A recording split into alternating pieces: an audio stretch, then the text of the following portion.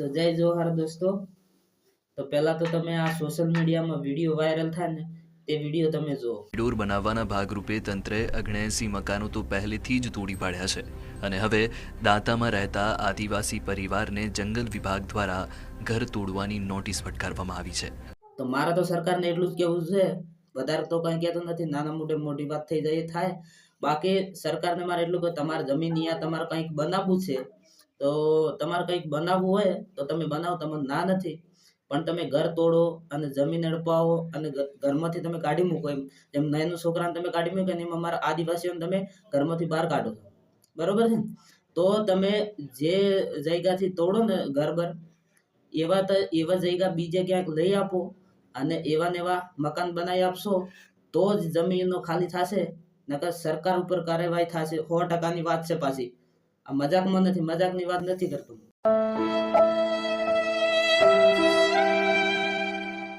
હજી સરકાર બરકાર કોઈ નથી ને ત્યારથી અમારા આદિવાસીઓ ત્યાં રહે છે અને ત્યાં એમને પોતાની જમીન છે અને તમે હવે આઈને મકાન તોડી નાખો ને તમે ઘરમાંથી બહાર કાઢો, આવું ચાલે નહીં।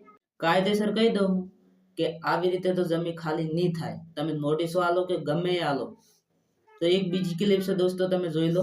7/12ના ઉતારા અને 1960ના મહેસૂલમાં ભરેલ પૈસાના ડોક્યુમેન્ટ પણ છે, પણ તમે જોયું ને, 7/12ના ઉતારા હોવા છતાં પણ આજે તોય જમીન ખાલી કરવી પડે છે આ સરકારના કારણેથી।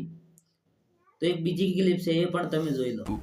हमारे અહીંયા बाप दादा भी मरी गया, અમે भी અહીંયા જ છીએ, જન્મ भी हमारा અહીંયા થયો હોય। તો આ ભાઈ સાચી વાત બોલી રહ્યા છે, પરંપરાથી રહીએ છીએ અમે। એક બીજી ક્લિપ છે, એ તમને બતાડું। 4 વર્ષોથી રહીએ હઈએ, અમાર હાથ પીટીઓ થઈ ગયો, અમે દરબારો વખત ન હોઈએ ને અત્યારે અમાર ખેડૂત લોકોની ખેતી લઈ લઈએ, જમીન લઈ લઈએ, ઘેર પારી આલે, અમે શું જઈએ? સરકાર તો અમને ઘેર આપે છે ને અમારે પોતે મજૂરી કરીને ઘેર બનાવેલું અત્યારે ઘેર પારી આલે તો અમે શું જઈએ? તો સરકારને મારે એટલું કહેવું છે, તમને થોડી ઘણી બાળ બચ્ચો ઉપર તમને દયા જ નથી હે?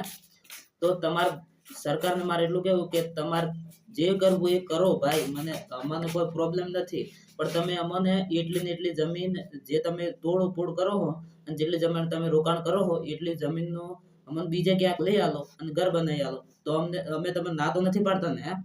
અમે તમને ના તો નહીં પાડતા, તો તમે એમ નહીં, તમારે તો ઘરમાંથી તમે છોકરા કાઢી મૂકીએ ને એમ કાઢી મૂકવા એમ।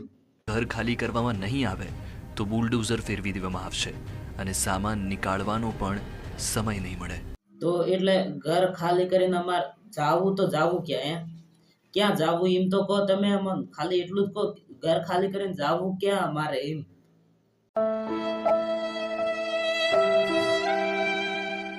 તો જોયું સાથીઓ તમે, આ જેમ ગાયો ભેંસોને કાઢી મૂકે ને એમ હાથમાં કાગળ આપીને આપણા આદિવાસી સમાજને બધાને ઘરમાંથી બહાર કાઢે છે આ સરકારે। તો ભાઈ હવે મારે વધારે તો કહેવું નથી, પણ હવે એકતા કરવી પડશે, એકતા। આ સરકાર માટે એકતા કરવી પડશે, બધાને આપણે લડવું પડશે હવે, કારણ કે આ ગંભીર સમયમાં નહીં લડો ને તો કાલ તમને બધાને ખાલી કરાવશે આ સરકાર, ઘર તમને બધાને ખાલી કરાવશે। આ હું કહું ને એના મોઢે કહું એ તમે સાંભળજો અને યાદ રાખજો, આ એકતા તમે નહીં કરશો ને તો તમને 100% છે આપણા બધા આદિવાસી જેટલી સમાજ છે એટલે બધાને આ સરકાર ઘર ખાલી કરાવશે ને કરાવશે, 100%ની વાત છે।